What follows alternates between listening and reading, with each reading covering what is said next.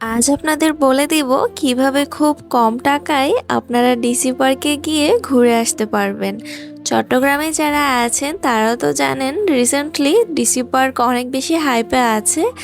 মূলত এখানে এখন ফুল উৎসব হচ্ছে, সেই সাথে মেলাও বসেছে এক প্রকার।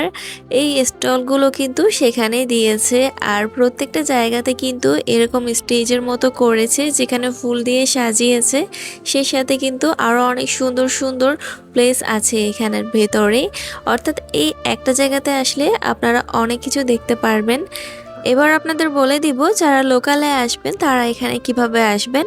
এখানে বাসে আসার জন্য একটা ভালো অপশন আছে, তবে আমি আপনাদের আজ বলে দিচ্ছি কিভাবে লোকাল সিএনজিতে অথবা রিক্সাতে করে আসবেন। সবচেয়ে ভালো ব্যাপার হলো বাংলা বাজার থেকে যদি এভাবে আসেন তাহলে আপনাদের মাত্র 60 থেকে 70 টাকা খরচ হবে।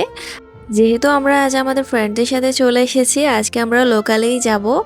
আর আমাদের 4 জনের বাসা কিন্তু 4 জায়গাতে, সেখান থেকে আমরা সবাই একত্রিত হয়ে শেরশাহ মোড়ে চলে এসেছিলাম। আর সেখান থেকে বাংলা বাজার পর্যন্ত সামান্য হেঁটে গিয়েছি।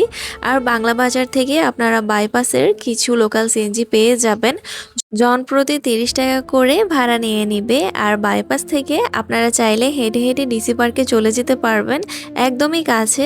আর যারা হেঁটে হেঁটে যেতে চান না তারা অটোরিকশা পেয়ে যাবেন। অটোরিকশা 30 থেকে 40 টাকা ভাড়া নিয়ে নিবে এবং ডিসি পার্কের সামনে নামিয়ে দিবে। তবে আমার মতে অটোরিকশাতে করে না যাওয়াই ভালো, যেহেতু অটোরিকশা বর্তমানে অনেক বেশি রিস্ক। আর সেই জায়গাটার রাস্তাটাও কিন্তু একদমই হাইওয়ের মতো। তাই হোক, পরবর্তী ব্লগে দেখা হবে। ধন্যবাদ।